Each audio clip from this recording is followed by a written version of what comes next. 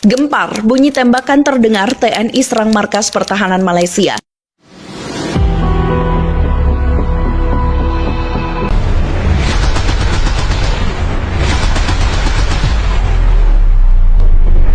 Gempar, bunyi tembakan terdengar TNI serang markas pertahanan Malaysia. Operasi senyap TNI akhirnya membuahkan hasil. Puluhan prajurit gabungan TNI berhasil menghancurkan kekuatan negara Malaysia yang menguasai wilayah perbatasan dengan menggabungkan ketiga unsur kekuatan TNI yaitu darat, laut, dan udara. Dalam waktu sekitar 4 jam, akhirnya benteng pertahanan Malaysia berhasil dihancurkan. Sabtu jelang tengah malam, sejumlah prajurit TNI bergerak menuju sebuah wilayah timur Malaysia. Dengan perlengkapan perang lengkap, para prajurit tersebut melakukan penyusupan di dalam kondisi gelap gulita. Ternyata para prajurit TNI itu adalah anggota Batalion Intai Amfibi 1 Marinir atau Yontai VIP 1 Marinir TNI Angkatan Laut. Sebagai prajurit, Yontai VIP 1 Marinir dimobilisasi lewat udara, dipimpin Letumar Kuku Hadi Wiratama. Tim Alpha dan tim Bravo secara bergantian melakukan penerjunan dari pesawat Kasa U-6211. Dengan kemampuan khusus dalam melakukan infiltrasi dan pengintaian, para anggota satuan Intai Amfibi Marinir mampu mendarat dengan senyap di tengah kondisi gelap gulita.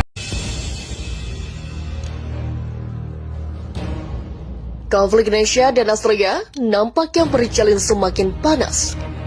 Jual beli serangan antar Indonesia dan Australia terus dilakukan keduanya. Baru-baru ini dilaporkan bahwa militer Indonesia menyerang fasilitas energi dan pusat Komando Australia tak main-main. Serangan yang dilakukan Indonesia menggunakan rudal presisi tinggi. Pada siang angkatan bersenjata Batara Indonesia terus melakukan serangan dengan senjata peluncuran udara presisi tinggi jarak jauh pada fasilitas komando dan kontrol militer dan sistem energi Australia. Target serangan tercapai. Semua target ditentukan karena dia mengatakan kepada Sputnik, menyusul pernyataan bahwa pasukan Australia mungkin mencoba untuk menerobos melalui ke Bandungan untuk membanjiri wilayah dan menyeberangi lautan Indonesia. Keamanan telah diperkuat, ada sekelompok TNI akan kerahkan apapun untuk menjaga persatuan bangsa. Malaysia siap hancur.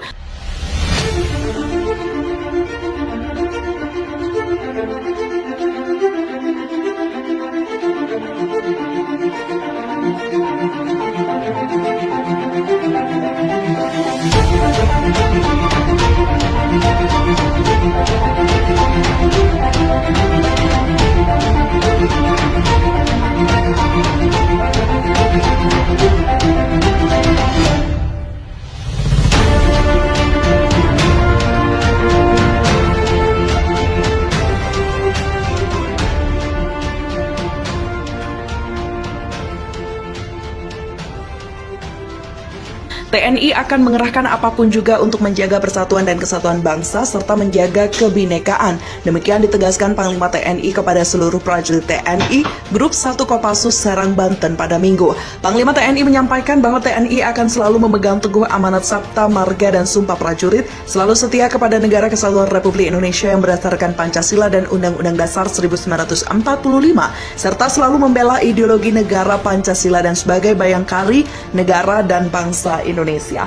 Lebih lanjut, Panglima TNI mengatakan bahwa Presiden RI sebagai Panglima tertinggi TNI telah memberikan amanat pada TNI agar meneguhkan jati diri sebagai tentara rakyat, tentara pejuang, tentara nasional, dan tentara profesional, serta memerintahkan TNI menempatkan diri sebagai perekat kemajuan dan menjaga persatuan Indonesia. Panglima TNI mengatakan bahwa TNI selalu siap dalam rangka mengantisipasi segala upaya dan kegiatan yang berpotensi mengganggu stabilitas keamanan dan keutuhan NKRI. Saya sampaikan bahwa TNI all out, semua kekuatan kita siapkan, termasuk saya. TNI siap setiap saat, kapanpun siap 24 jam, Polri berada di depan. Kita BKO kan pasukan kepada Polri, pungkasnya.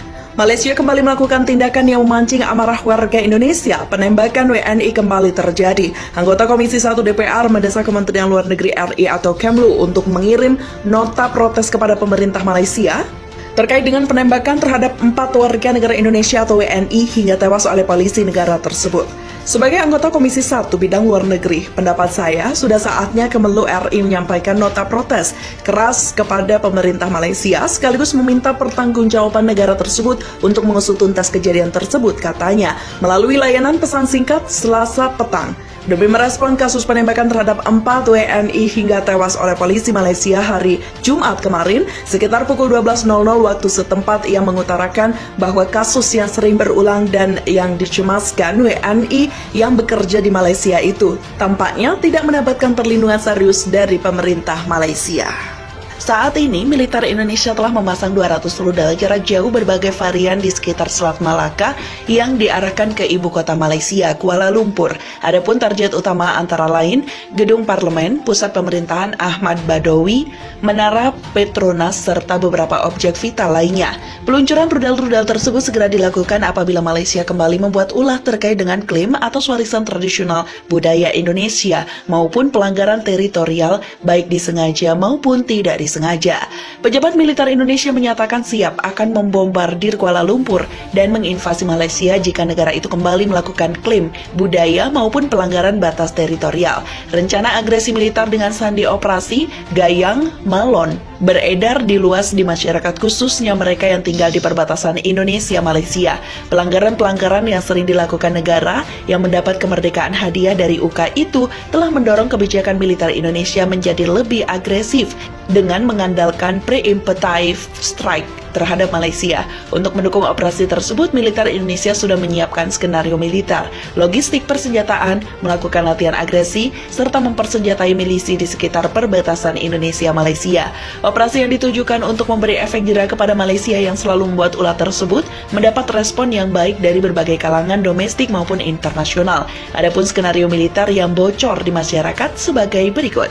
Bila Malaysia kembali melakukan klaim sepihak baik disengaja maupun tidak disengaja, maka Indonesia tanpa perlu mengirimkan nota protes ke pemerintah Malaysia akan langsung meluncurkan rudal 200 rudal ke jantung kota KL. Prioritas target adalah gedung pemerintah dan parlemen, stasiun TV dan radio, dan menghancurkan beberapa objek telekomunikasi lainnya seperti internet dan jaringan telepon seluler. Keadaan ini akan mengisolasi KL sehingga militer Indonesia akan memiliki superioritas akibat rusaknya berbagai infrastruktur vital. Evakuasi WNI dan staf diplomatik akan dilakukan secara cepat, efisien, dan tepat sasaran oleh militer Indonesia yang sebelumnya telah melakukan infiltrasi intelijen maupun politik melalui partai oposisi dan kelompok organisasi etnis minoritas. Milisi yang sudah dipersenjatai akan melakukan penyerangan-penyerangan minor pada pos-pos militer Malaysia, menyebar ranjau, serta memberikan teror psikologi pada warga sipil, khususnya di Sabah Sarawak. Prajurit yang terjun antara lain unit anti ranjau, anti kapal permukaan, anti serangan udara, bantuan tembakan kapal, terjun tempur, infiltrasi pasukan katak, dan intai amfibi marinir atau TAIFIB. Invasi ini akan melibatkan 10.000 tentara dari berbagai kesatuan, 51 kapal perang atau KRI, 4 Sukhoi TNI AU, serta beberapa persenjataan taktis lainnya. Selain itu, serangan ini juga melibatkan 5 pesawat Kasa, 2 Nomad, 5 helikopter, 18 Koci, 4 hovercraft, 32 tank amfibi, 25 truk, serta berbagai senjata strategi lain yang dimiliki TNI AL. Berbagai senjata strategi KRI seperti rudal Exocet MM38, rudal Strela, Mariam 120 mm, 57 mm, 40 mm, torpedo Sud, bom laut, senjata RBU, dan senjata multigrade 40 laras dan senjata howitzer 150 marinir akan dipakai. Perang diperkirakan tidak akan berlangsung lama mengingat TDRN tidak memiliki pengalaman perang yang dapat diandalkan. Militer Indonesia akan siap berperang secara gerilya maupun perang terbuka. Operasi Ganyang Malon diperkirakan akan menghabiskan waktu maksimal 2 kali 24 jam. 2 pesawat Su-30 dan 5 pesawat F-16 mendapat tugas untuk menghancurkan infrastruktur yang masih tersisa di KL. Misi lainnya adalah untuk menghancurkan pangkalan militer Malaysia dan berbagai instalasi pendukung. Sementara itu, 2 pesawat Su-27 dan 2 pesawat F-16 akan membumi hanguskan wilayah Sabah dan Sarawak. Keunggulan Indonesia atas matra udara, darat, dan laut akan memuluskan rencana invasi secara efisien tanpa mendapatkan perlawanan berarti dari TDRM.